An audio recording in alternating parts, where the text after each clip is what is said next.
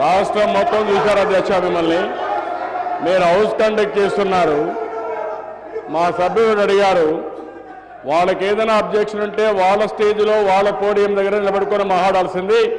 నా దగ్గరకు వచ్చి అబ్జెక్షన్ చేశారంటే ఎందుకు కావాలని వచ్చారు అధ్యక్ష? అంటే మీరు దౌర్జన్యం చేస్తారా? ఈ హౌస్లో ముఖ్యమంత్రి గారికే రక్షణ లేకపోతే ఎవరికి ఉంటుంది? మీరు గుర్తుపెట్టుకోవాలి. మీ భయాలకు మీ రౌడీ మీ యొక్క ప్రతిపక్ష నేత మిమ్మల్ని వారి తయారు చేశాడు. మీరు పోతండి.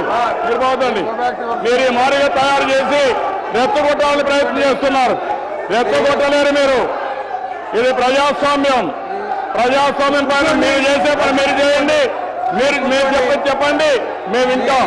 మీరు చెప్పినట్టే సభలో డిక్టేట్ చేయాలంటే మాత్రం అది మీ వల్ల కాదు. ఇంతవరకు ఎప్పుడు కూడా ఏ శాసనసభలో ఇది జరగలేదు అధ్యక్ష. ఇదే అధ్యక్ష 7 సార్లు శాసనసభ్యుడిగా ఉన్నా, ఉన్నా, 2 సార్లు ప్రతిపక్ష నాయకుడిగా ఉన్నా. వీళ్ళు ఎప్పుడు సార్ అధ్యక్ష వచ్చారు? ఒకేసారి ఎమ్మెల్యే అయ్యారు, ఒక అండ్రూలీగా తయారైపోయారు. ఎంత దారుణంగా ఉన్నారంటే ఇక్కడికి వచ్చి గొడవ చేస్తారు. ఎవరిని రెచ్చగొడతారు మీరు? ఇది మంచి పద్ధతి కాదు. నేను అందరికీ విజ్ఞప్తి చేస్తున్నా, సభ హోందాగా ఉండాలి. ఈ రోజు వీళ్ళంతా కూడా ప్రజల్లో ఒక మహిళ ఏంటి అధ్యక్ష ఆవిడ మహిళ మాటలు, ఈ సభ్యత ఇది. పోయిన సభలో కూడా ఏ విధంగా బిహేవ్ చేశారు మీరే చూశారు. ఒక పద్ధతి లేకుండా, సభా సాంప్రదాయాలు లేకుండా ఇష్టానుసారంగా చేయడం కరెక్ట్ కాదు. అంటే మీరు ఏదనుకుంటే జరగాలి హౌస్ లో. ఎవరండి మీరు? మీకు హౌస్ లో ఇష్ట ప్రకారం జరగదు. మీరు చెప్పండి, వింటాం, మేము సమాధానం చెప్తాం. మీరు నమ్మకం బయట పని చేసుకోండి.